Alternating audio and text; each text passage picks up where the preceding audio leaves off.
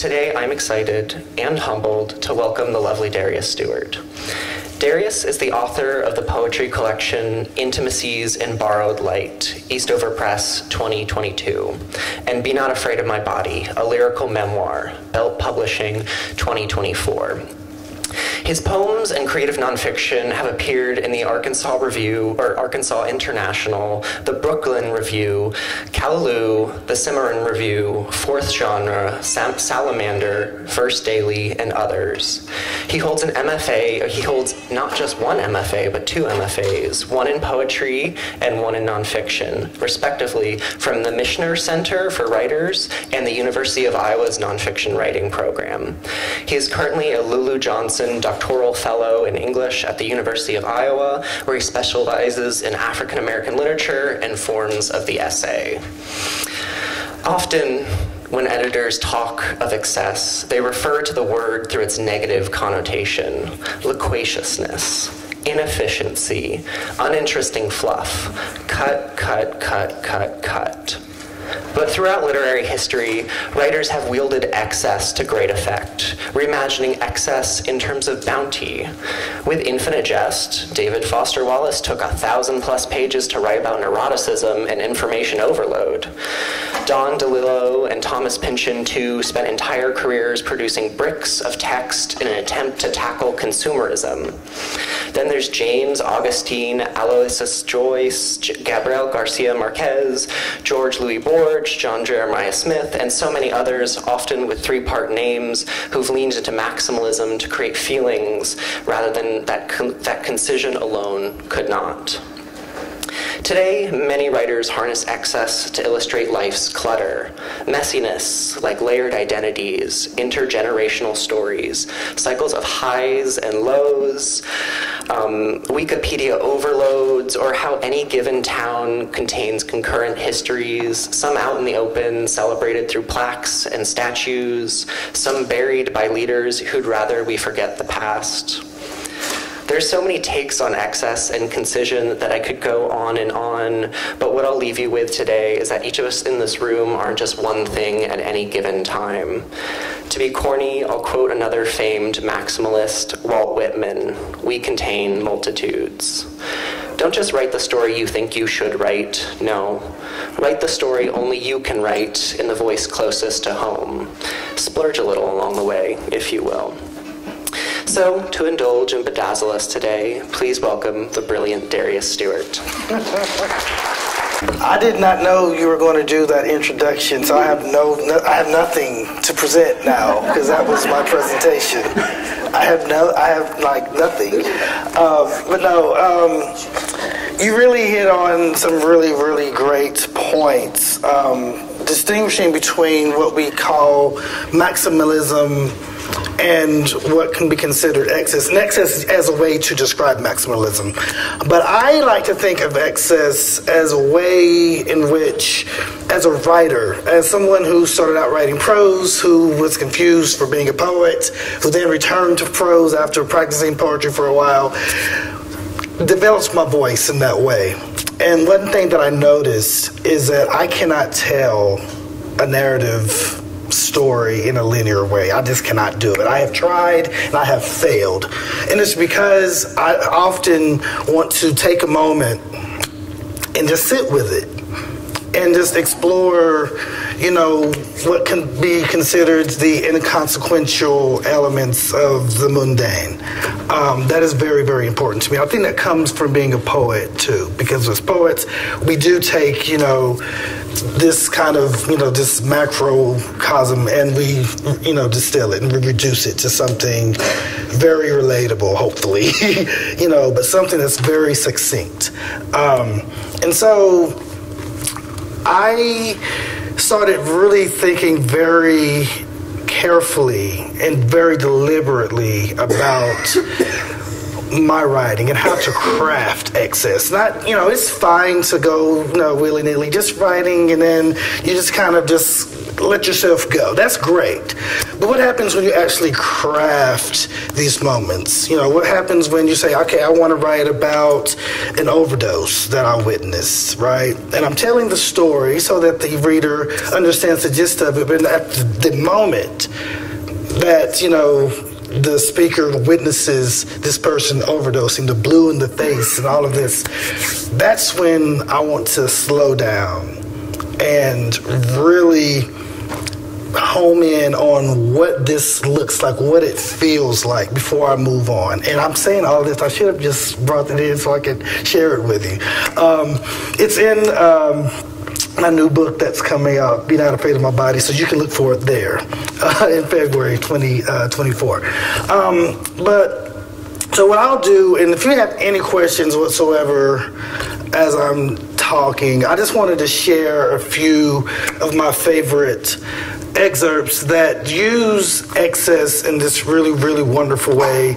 And these are all examples that when I've been reading these examples and others like it, I want to stop and write my own. So anytime you ever get that feeling or that urge, take that up and mark it down, because that is telling you something about who you are as a writer, what your voice is telling you. I think, just the side note, one quick second.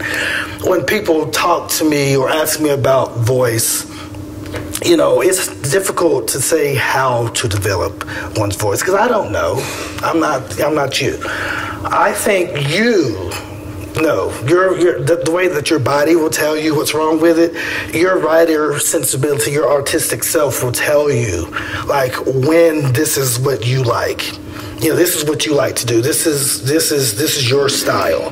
You can try to mimic whatever it is that you've been reading, but you'll feel something. You're rubbing up against something that doesn't feel quite right when you're doing this other person. And that's your writer voice or whatever telling you that's not you. This is what you want to do. You're borrowing from, this other larger apparatus, but the thing that is you within its apparatus is telling you that. And that's the voice that, develops like the voice that you need to follow. So this is, using, that kind of, logic for myself.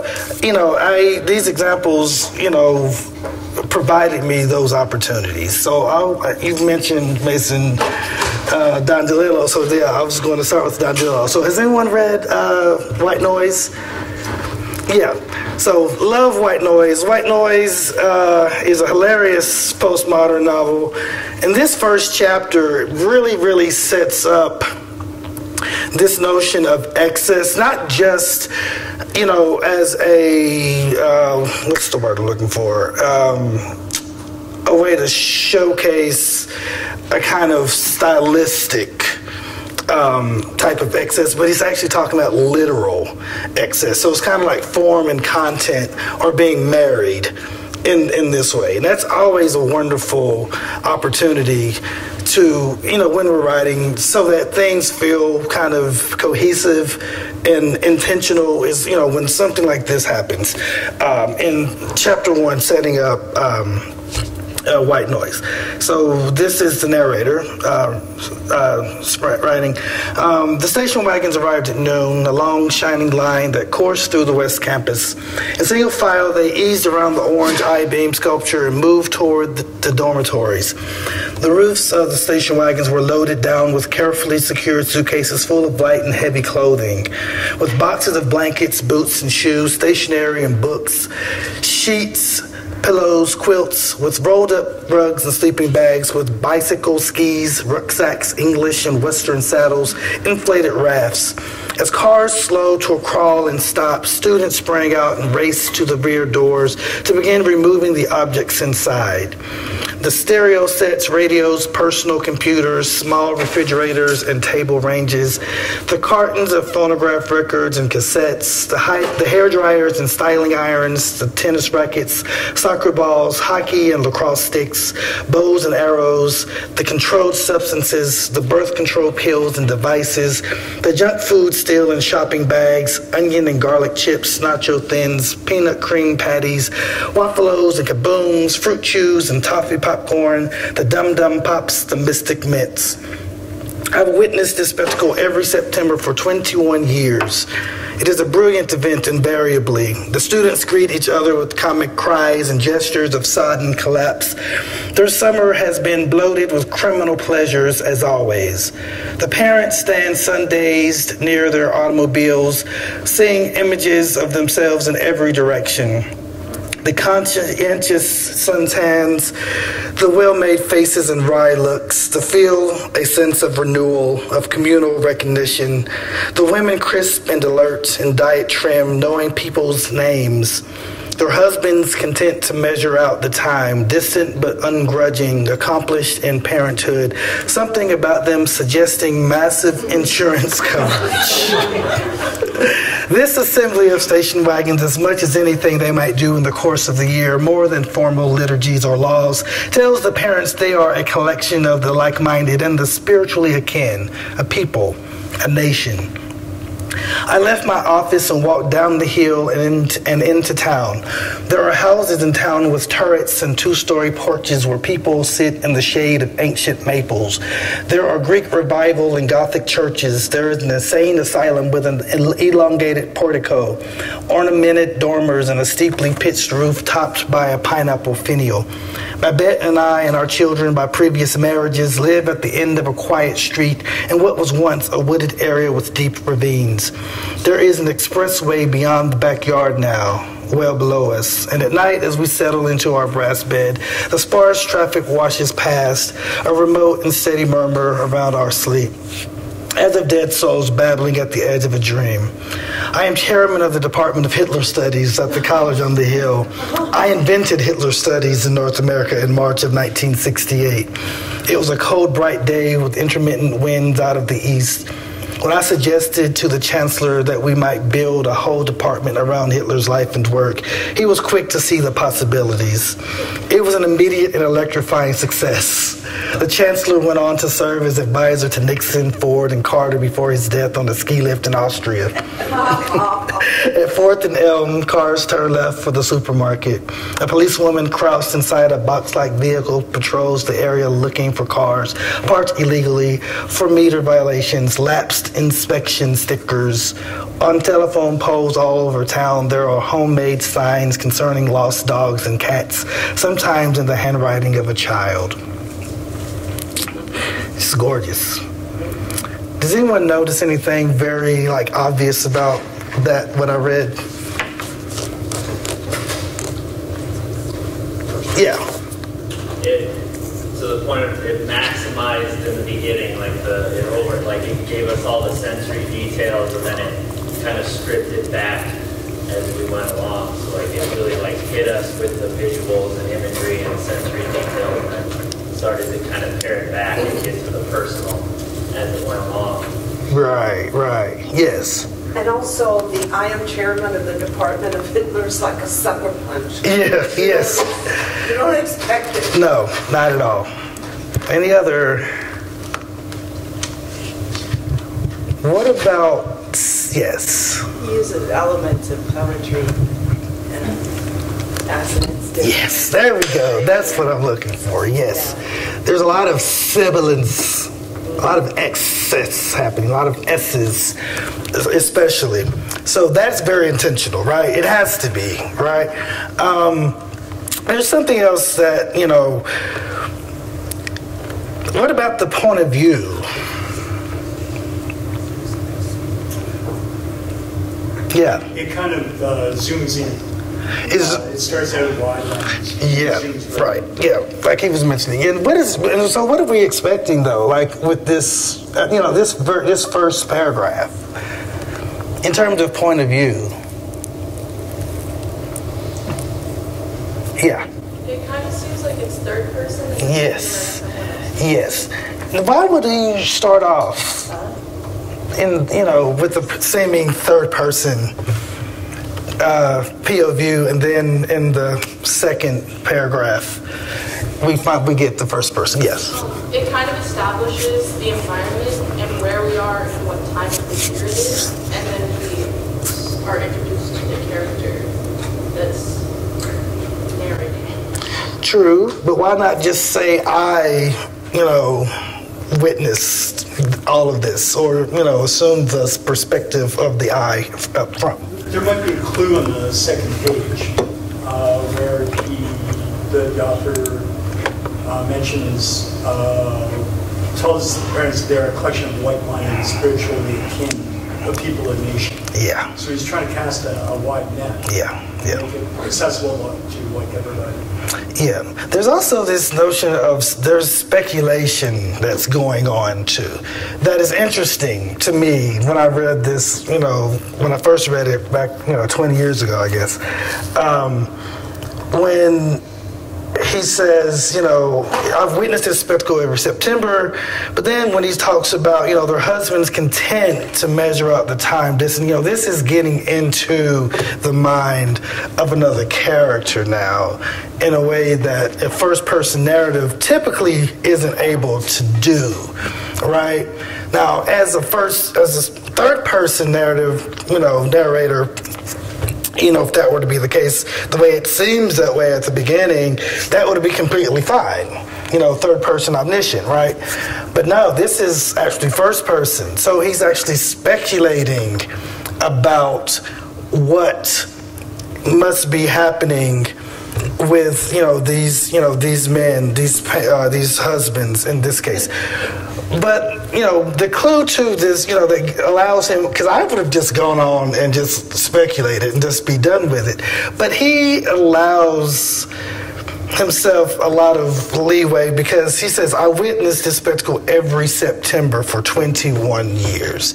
So he's kind of giving himself the narrator is giving himself some leeway to say, and the reader will trust then that because he's witnessed this for 21 years, then he can get away with speculating, which I think is a form of excess, because you're going outside of the self, right?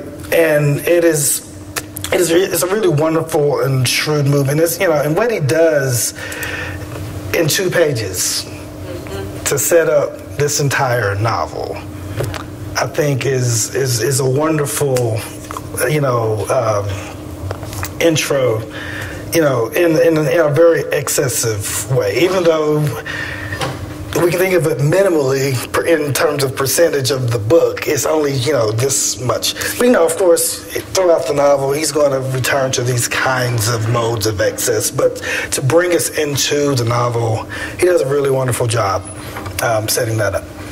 And I guess since we're on the subject of speculation, No Name Woman from The Woman Warrior by Maxine Hong Kingston. Has anyone read that? Okay. So, for those of you who haven't, it's debatable whether or not this is, The Woman Warrior is a novel or a memoir.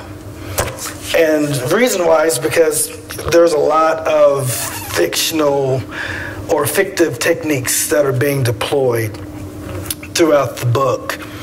I want to call it a memoir.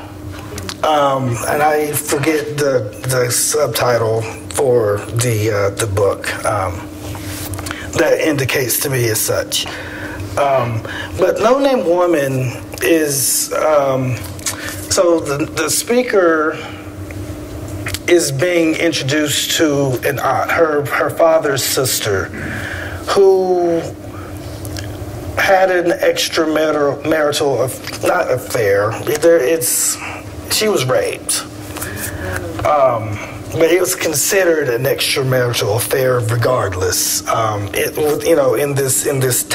the time that it takes place. And she has a child.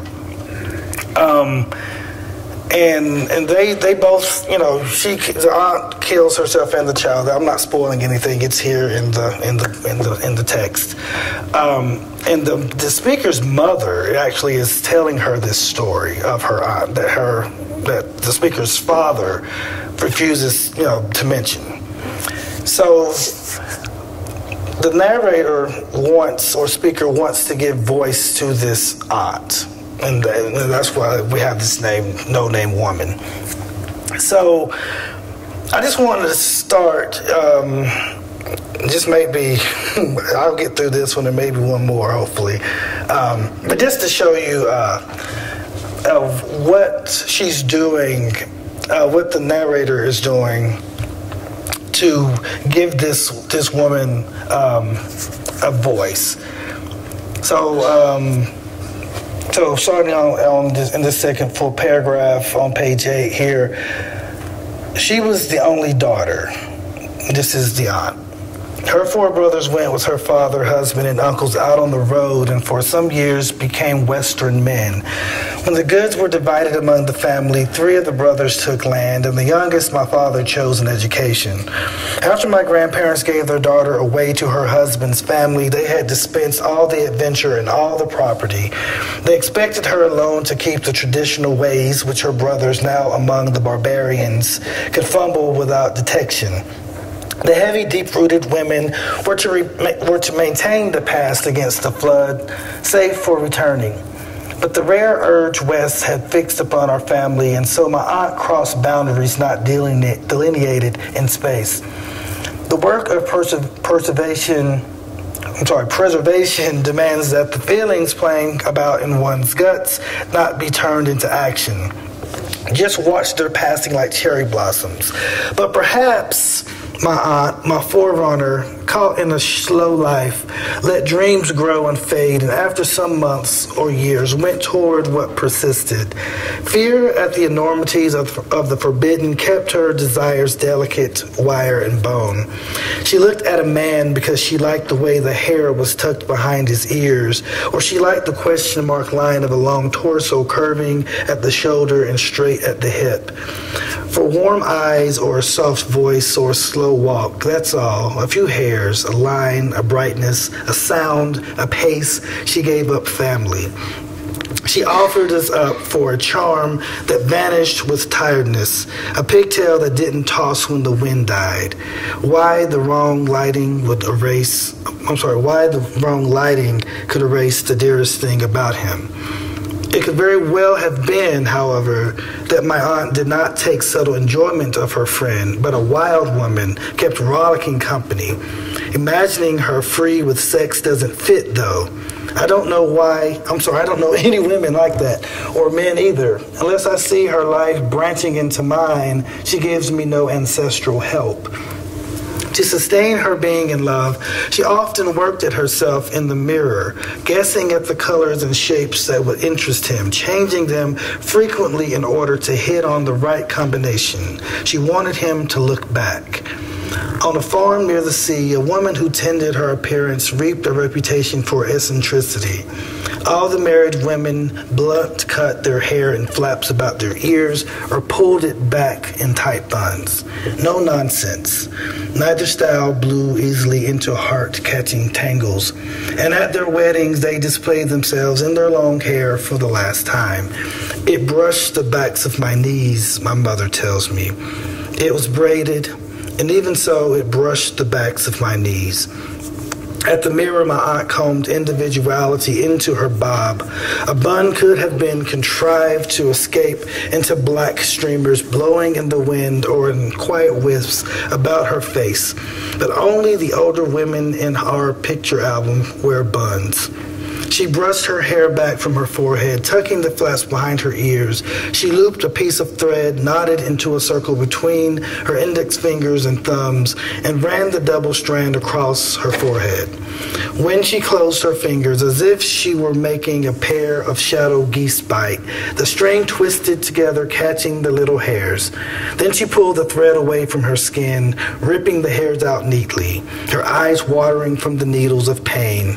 Opening her fingers fingers, she cleaned the thread, then rolled it along her hairline and the tops of her eyebrows. My mother did the same to me and my sisters and herself. I used to believe that the expression caught by the short hairs meant a captive held with a depilatory string. It especially hurt at the temples, but my mother said we were lucky we didn't have to have our feet bound when we were 7. Sisters used to sit on their beds and cry together, she said, as their mother or their slaves removed the bandages for a few minutes each night and let the blood gush back into their veins. I hope that the man my aunt loved appreciated a smooth brow, that he wasn't just a tits and ass man. As I said, this is the narrator providing a kind of backstory. But how is she doing that?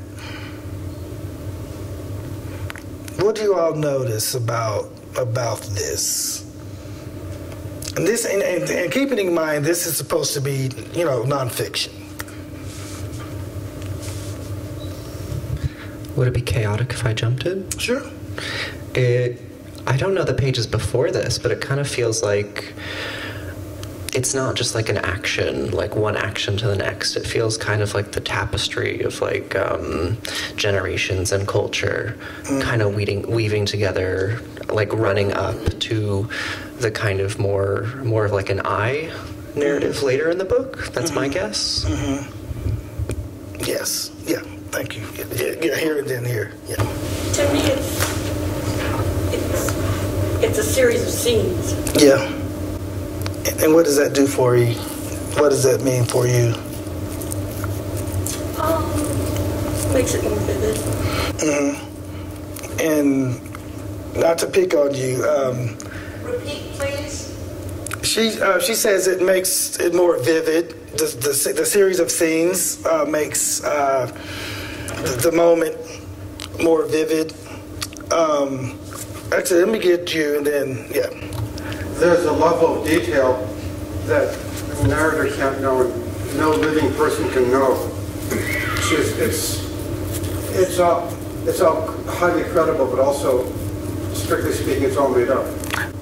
Okay, yes, but how does she get away with it, or does she get away with it? You say it's credible, so I'm assuming that you're suggesting that she gets away with it. But yeah, she wasn't there. Yes. There's so much description in there, and there are just series of descriptors, and it just seems like she's telling a story, and I think she does get away with it. I think it's beautifully. It's like she's telling a story to someone younger or a neighbor or something. Yes. Here. There's a tension between the old way of doing things and a new way that she's casting judgment on the past generation. The way she tells the details and the ones she chooses. I like that. That's a great reader response. Response, meaning that it doesn't matter about the POV ability to provide these kinds of details, because as a lot of people have been saying, it's essentially the details make a credible scene, a credible moment that is commenting on this culture. Yes, ma'am. The sense that the deep-rooted women were to maintain the past against the flood. It's like the women's job was to keep all this information alive, so it's credible because it's like they have kept it and passed it, maybe an oral tradition, to the point where this person who's never seen this has credibility because she's heard it. Yeah. Well, she says that explicitly in a line like, my mother did the same to me and my sisters and herself. Yes. And so where we get kind of softer versions of generational movement. Yeah. And toward the end, we're getting it explicitly, which makes us read this as truth because it's the heritage. Right. She does one thing more, though. And it's not, I have more pages. We don't have time to get to the other pages, so you may not have caught it. But she's speculating, right? She says, but perhaps my aunt, my forerunner, she says, it could have been that. So she does this thing called perhapsing. throughout this section. And that's a real thing. That's a real tool that you can use. Like if you want to write about a moment that you could not have been there for yourself, you may not have been born yet, but you have like the story that your mother may have told you. You have the kind of cultural milieu of, you know, being part of the culture to rely on. So you have all the researchable material at your disposal, but you weren't there for it. But you want to tell this story, and you want it to be like a non-fictional story, though. You perhaps it. You know, perhaps this is what happened. Maybe this was this way. Imagine that this. So you want to hedge your bets, basically. Now, what she does, because she sets up the perhapsing, you don't have to keep perhapsing every single moment that's being speculated, right?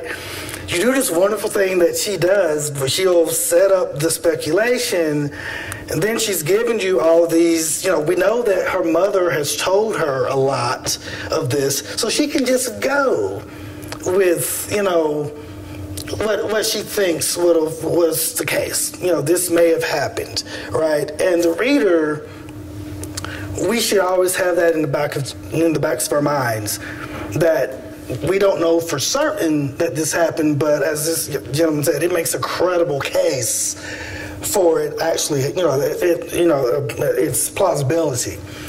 You know, and because she, you know, the narrator is situating herself within, you know, this entire the story, and, you know, so forth. So perhapsing is a wonderful way, you know, to use, you know, material that, you know, to tell a story that you haven't, it's a true story. If you want to tell a true story, you don't necessarily have to do this in fiction, right? You don't have to go perhapsing unless you want to use that, you know, device to characterize, you know, a character. But certainly for nonfiction, you know, you might want to try that. And how is that excess? You know, I think because, well, it's outside, it's beyond my experience. That's the excess for me.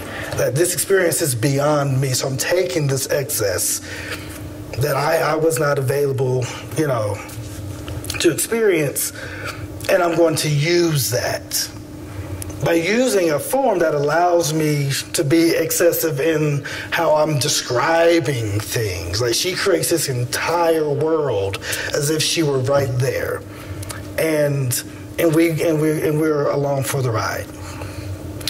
Any questions about that? No? Okay. So I'm going to move on to one of my favorite writers ever, Miss Gloria Naylor. The Women of Brewster Place. Has anyone read The Women of Brewster Place? It's her first novel. Won the American Book Award in 1983. Let me see if I can...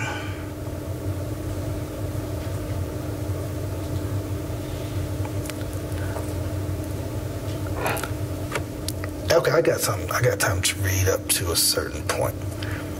Okay, so the Women of Brewster Place is essentially a novel in stories, a novel in 7 stories, and each, you know, told from the perspective of a woman living in this tenement, you know, housing project called Brewster Place. Brewster Place is actually a character in and of itself. It is a place that, you know, dreams go to die, unfortunately. It's a terrible, terrible place. There was actually a miniseries back in the 80s, if anyone's familiar. I remember when it came out with Oprah Winfrey. And, yeah. So it's in brutal parts. And this particular chapter, the 2, is especially brutal because it involves a very brutal gang rape of one of the women.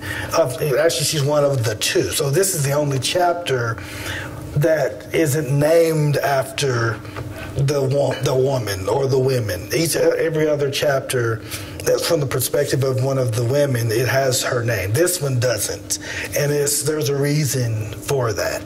And this also comes in the novel. It's a very short novel. It's not even 200 pages long. But the two comes pretty much towards the end of the novel, and it's one of the longer stories. So it's about 50 pages long. So there's something in terms of excess that it's doing in that regard. Its placement in the book, like why include it, basically as the penultimate, story to the main action of the novel. So I want to read a little bit and then talk about the wonderful way in which I think she's using excess to tell this, particular story. At first, they seemed like such nice girls. No one could remember exactly when they had moved into Brewster. It was earlier in the year before Ben was killed, of course. It had to be before Ben's death. But no one remembered if it was in the winter or spring of that year that the two had come. People often came and went on Brewster Place like a restless night's dream, moving in and out in the dark to avoid eviction notices or neighborhood bulletins about the dilapidated condition of their furnishings. So it wasn't until the two were clocked leaving in the mornings and returning in the evenings at regular intervals that it was quietly absorbed that they now claimed Brewster as home. And Brewster waited, cautiously prepared to claim them, because you never knew about young women, and obviously single at that. But when no wild music or drunken friends careened out of the corner building on weekends, and especially when no slightly eager husbands were encouraged to linger around that first floor apartment and run errands for them, a suspended sigh of relief floated around the two when they dumped their garbage, did their shopping, and headed for the morning bus. The women of Brewster had readily accepted the lighter, skinny one. There wasn't much threat to her timid, mincing walk and the slightly protruding teeth she seemed so eager to show everyone, and her bell-like good mornings and evenings. Breaths were held a little longer in the direction of the short, dark one, too pretty and too much behind. And she insisted on wearing those thin Kiana dresses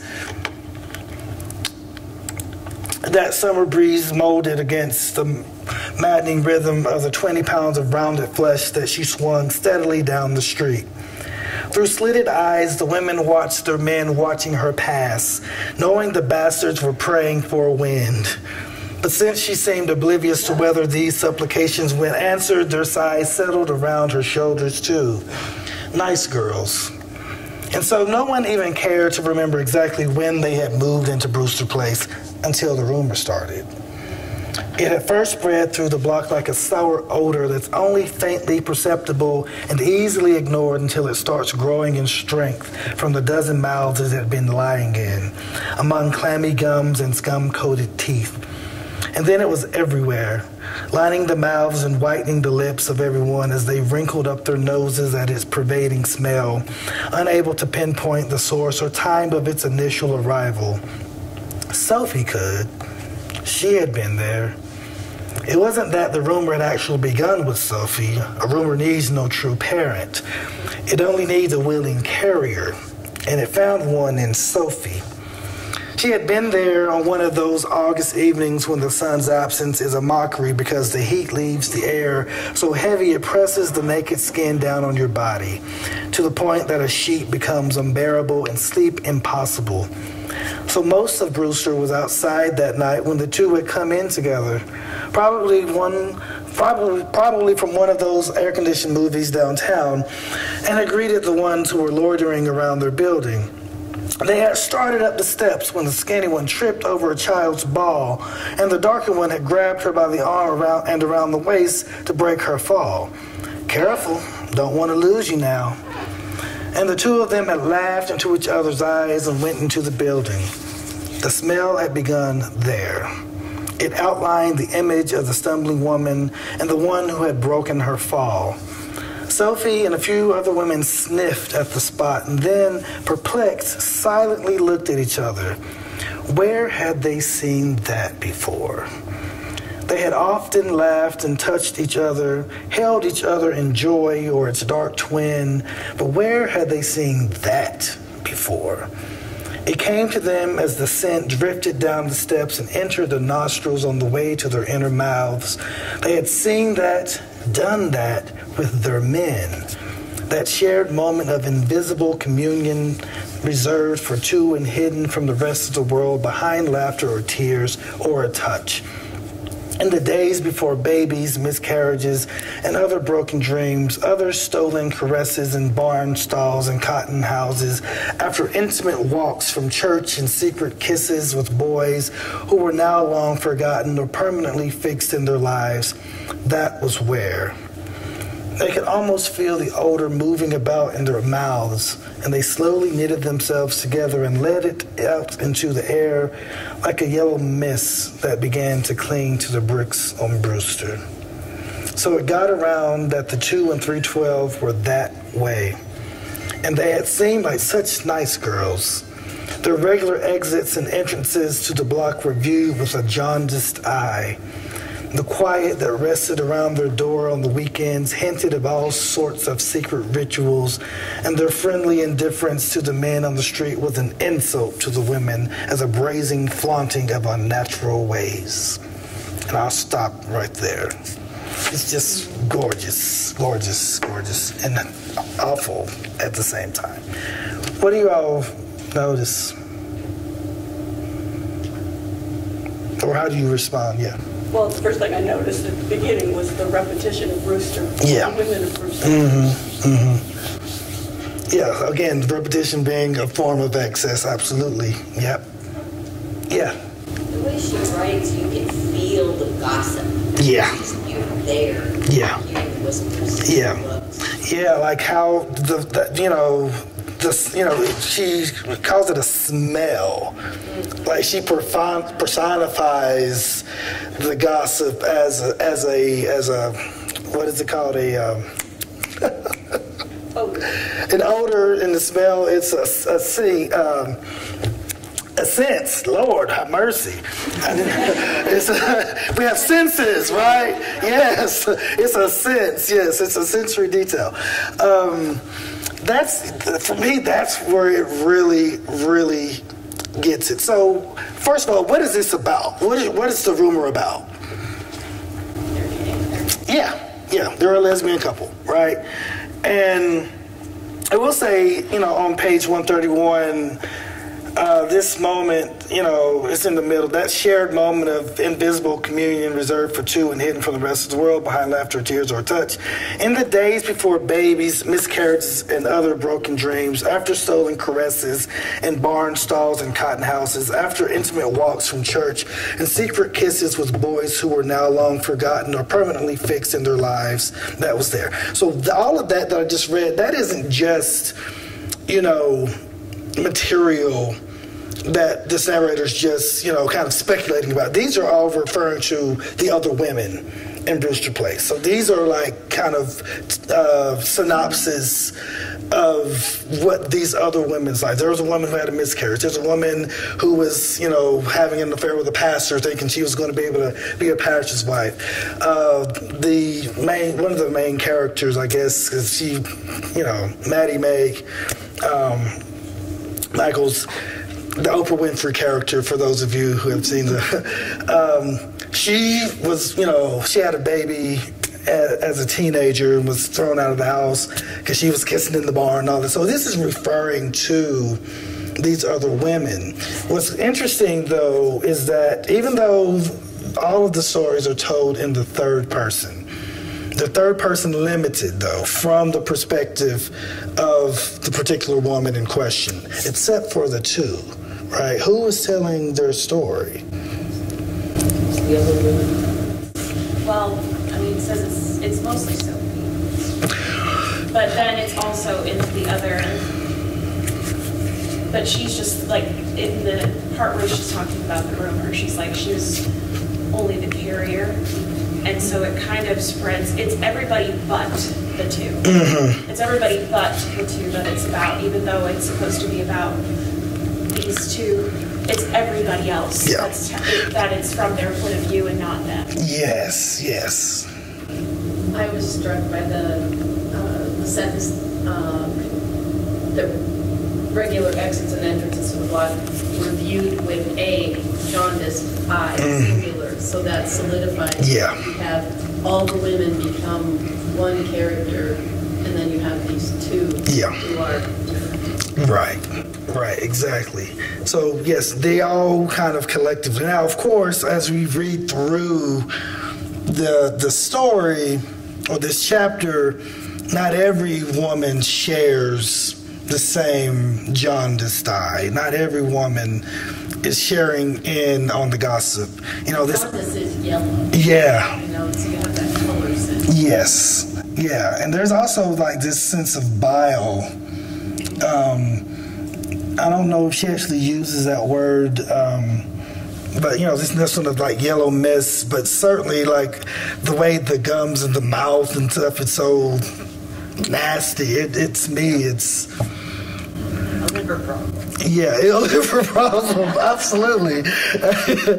And and I love where it ends. The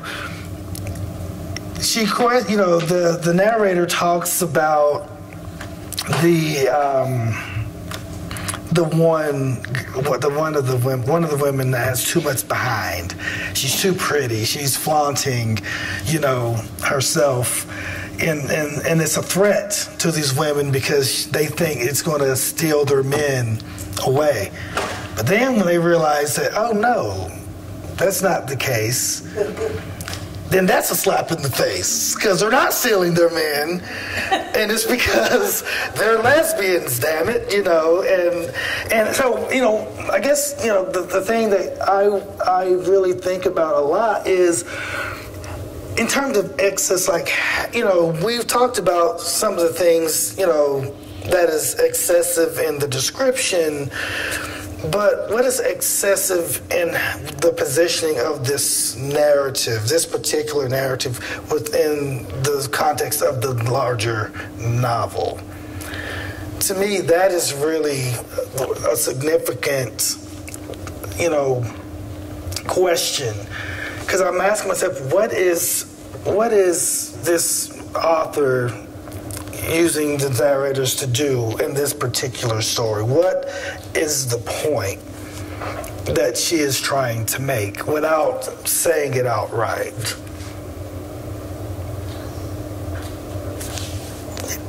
I think the way that society acts upon women's bodies and their character without it's out of their control. Using the distance and the perspective to show that the way that it impacts women. Yeah. I see. Yes. I think those two were damned if they do and damned if they didn't, because if they had been straight and other women's husbands had been noticing them, they would have been in trouble. But now we find out they're lesbian, and so then they're unacceptable. So they were just, there was no way they were going to fit in. Yeah. Yes. I find it interesting how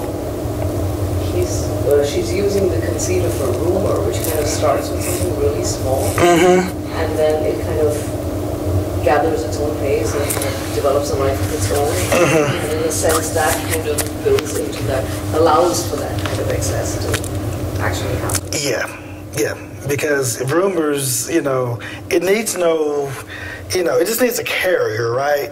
But it doesn't also need to be faithful to how it began, right? It can spread however it's going to spread. That's what makes a rumor so insidious. There's a critique of the ways in which women are kind of surveilled.